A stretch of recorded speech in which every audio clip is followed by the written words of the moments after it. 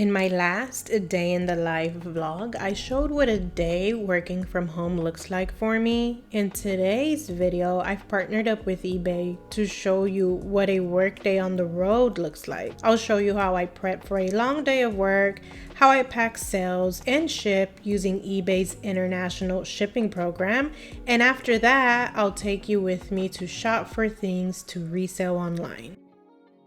First thing I always do, whether I'm working from home that day or not, is set up my shops. I deal with any customer service, respond to any offers that came in overnight, and I also send my own offers to watchers or likers too. Another thing I like to do before I go sourcing is just look over my calendar and over my task manager and make a to-do list. That way I have a good idea of anything that needs to get done when I get back home or any errands I have to run along the way.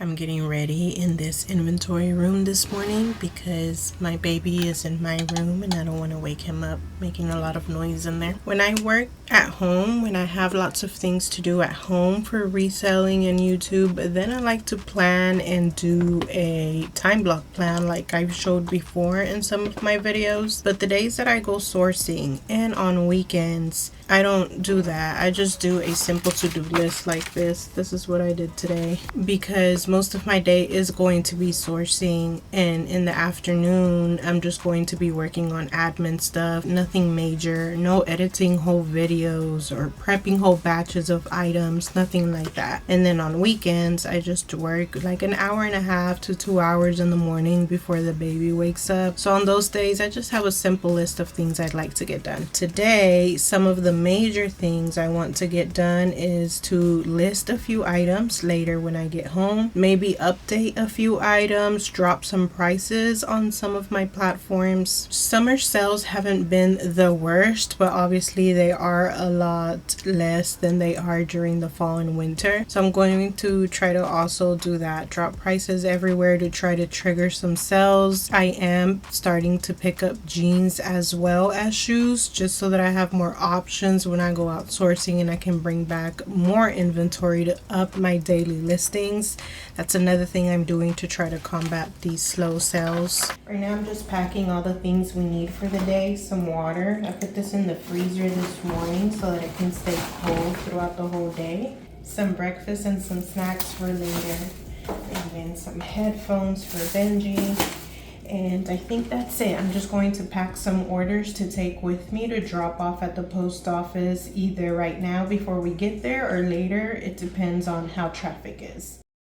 Even though I haven't been listing as consistently or as much as I would like to be, sales have still been pretty consistent. I think what's really helping me out here is that the little inventory I am getting is high sell-through rate stuff. And also eBay sales have been pretty steady because over there I always have coupons and discounts going, and I've been running some summer sales there too. Also, it helps that on eBay my inventory is available for purchase worldwide. I usually hesitate to offer international shipping to customers, but on eBay I don't because it's so simple. Here's how eBay's international shipping or EIS works. When a buyer from another country purchases your item, eBay will send you a label just like normal, but that label is going to be addressed to eBay's US-based international shipping hub. And all you have to do is pack the item,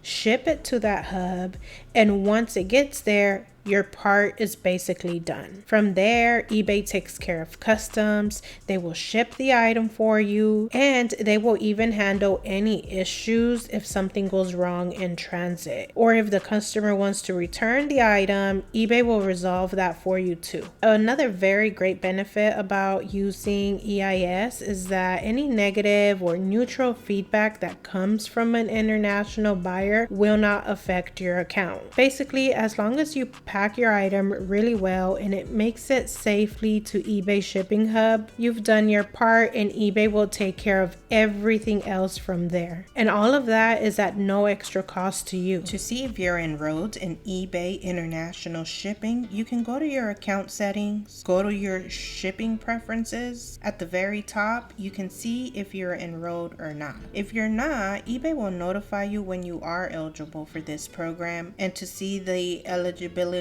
requirements, you can check out the video on your screen. I break it all down for you there. That video will be linked in the description too. While I'm packing up these orders, let me just go over what sold. First, we have these Torrid grunge boots. This was a pretty fast sale. They sold for $28 and I paid around $10 for these. I showed these Tory Burch sandals in a mystery box haul I did not that long ago. My end costs for those items were around $10 each, so this $20 sale is not the biggest flip by any means, but I accepted this offer just so that I can get these off my hands before the summer ends. This was a sale that took a really long time. I bought a big bag full of clothing from my cousin once. I paid $5 a piece for each of the items, so in the end, not a terrible profit, but it did take a little bit over a year to sell, but still I was super glad to see this offer come in. These surprisingly sold full price. I listed them for $34, expecting to get somewhere around the $25 to $28 mark, but luckily for me, someone came along and bought it outright. And it didn't take that long to sell either, maybe like a month and a half. These Rothy's did take quite a while. They were already over the 90-day mark. I usually like to sell my stuff within 90 days, so that's why I accepted this $35 offer when it came in, even though I wanted just a little more for them. Madewell is a brand I do like picking up, but some of their stuff can sit around for quite a while. These only took about 3 months as well to sell. I accepted a $20 offer for these because I thought that was decent enough. Usually Madewell shoes are priced anywhere from $4 to $5 at the store unless they're a more unique style. These I could have left behind. They took a whole year to sell and only sold for $20. I think mainly I got these because I was so excited to find a new sub brand by Born. They're called Uno. I'd never seen this brand by them before, but it turns out it's not that great, at least judging by this sale. We finally made it. It took us like, I don't know, 5-6 minutes to find a parking space. This whole place is packed, so I'm not sure how well we're going to be able to record in there. But basically, I'm just going to go through the women's shoes first, then the men's, and then I'm going to go through jeans.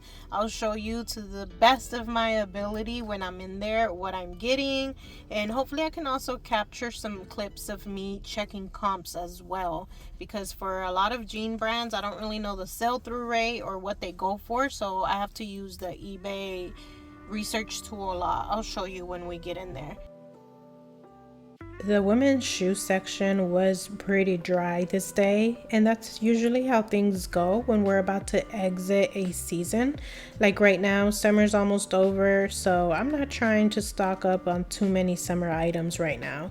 If anything, I need to start sourcing for fall already.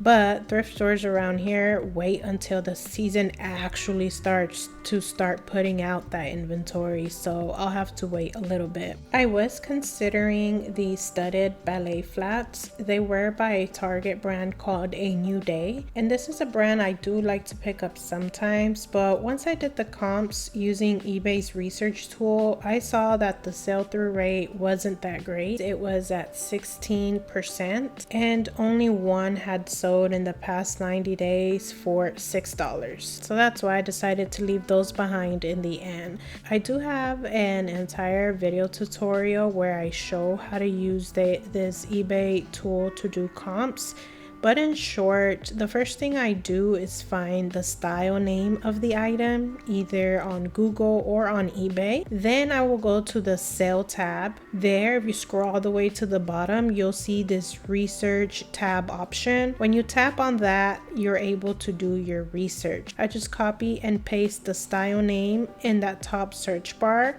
Then I will add all sorts of filters. I'll select the category, the condition. From there, eBay shows me all the data I need to know to decide whether I want to buy an item or not. After doing comps on all of the women shoes I found, these are the 5 shoes I decided to pick up, and all of these right here are the ones I left behind because after checking comps, they didn't look good.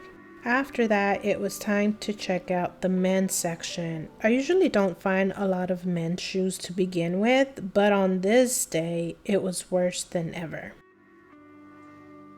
Here are the 2 shoes I did end up getting from the men's section. These first ones were by a brand called Swims. There were some penny loafer water shoes for men. I paid $8.50 for these. The comps were kind of iffy. They were showing that these could sell for about $25 and the sell-through rate was only at around 25%. I did sort the recent sales eBay was showing me by date, so I can see how often they've been selling these past few months.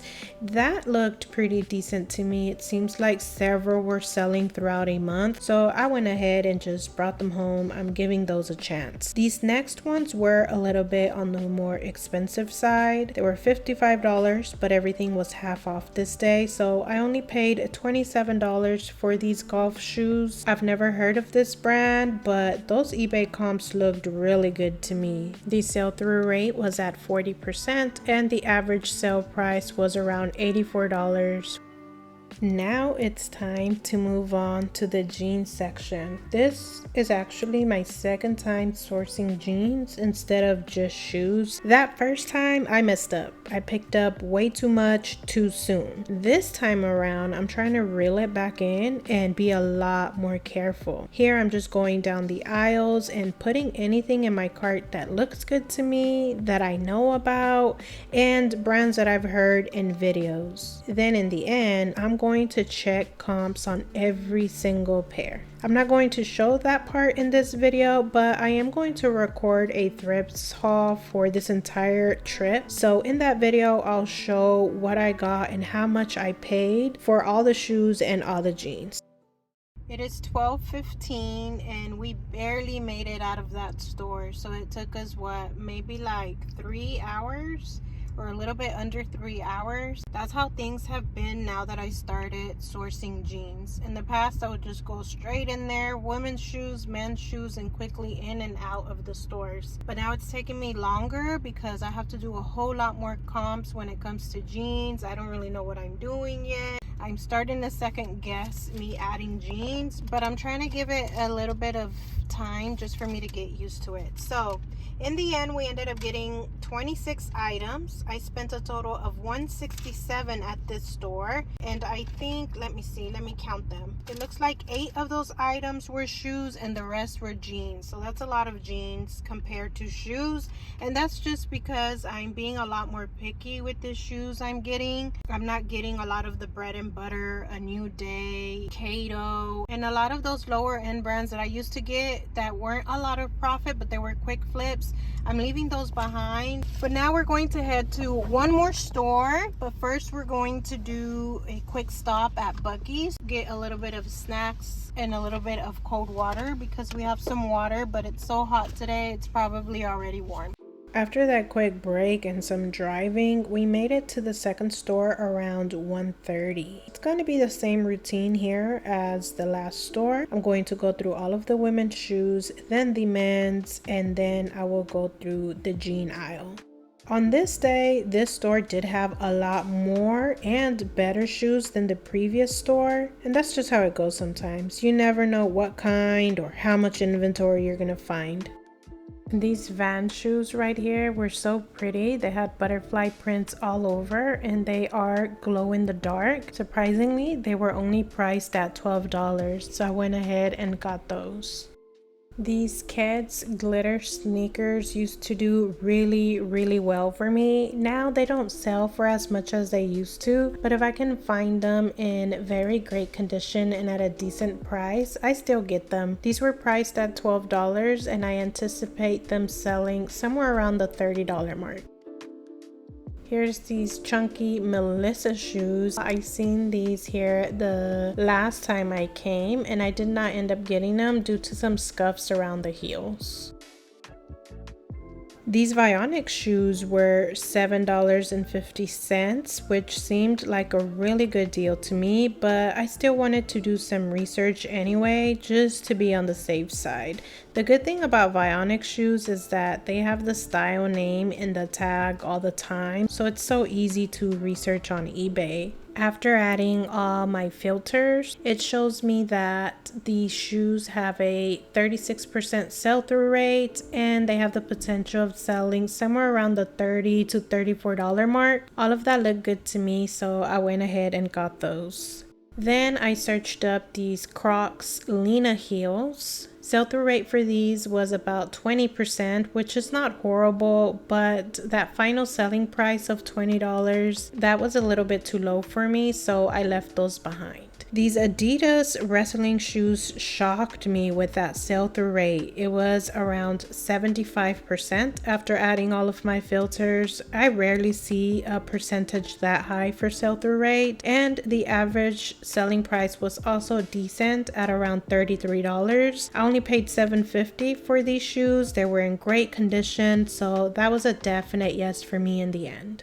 Here is what my cart looked like before doing comps for the shoes I found in the women's section. And here's what it looked like after doing all of the sorting and researching and making my final decisions.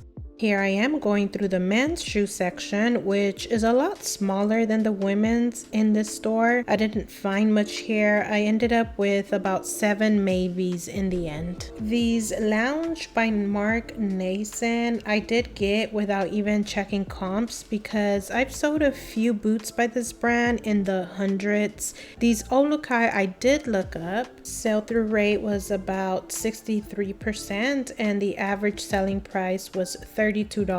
Then I looked into these men's cycling shoes. I do buy and sell plenty of cycling shoes, but this brand I've never heard of. It's called Shimano or something like that. According to eBay's research tool, these shoes had the sell-through rate of around 20%. They had the potential of selling for about $25, and once I sorted the sales by day, I did see that a handful of them sold within a month. I went ahead and gave those a shot as well. After the men's section, I did go through women's jeans too. I didn't get footage of that though because, as I said earlier, I'm still learning, so it takes me forever to go through that section. But do stay tuned for a thrift haul to see the jeans and all of the shoes I got this day. I am exhausted. It is now 4 p.m. Usually when we would just sort shoes, we would have been home a long time ago. This whole jean situation is really making us take longer at stores, but as I said in an earlier clip, hopefully as we do it more, the whole process moves along faster. At this store, we got a total of 23 items and I paid a total of $173.93 for all of those items. We did get more shoes than the previous store, but still a whole bunch of jeans. That is really helping us get a lot of inventory at once. So I'm grateful for that at least. I'm going to go ahead and end the vlog here. We're just going to head back home, have our lunch, and then I'll probably just work on a few admin things to end the day and then rest and recharge for tomorrow. I really hope you like this vlog style sourcing day. Thank you so much for watching and I'll see you in the next one.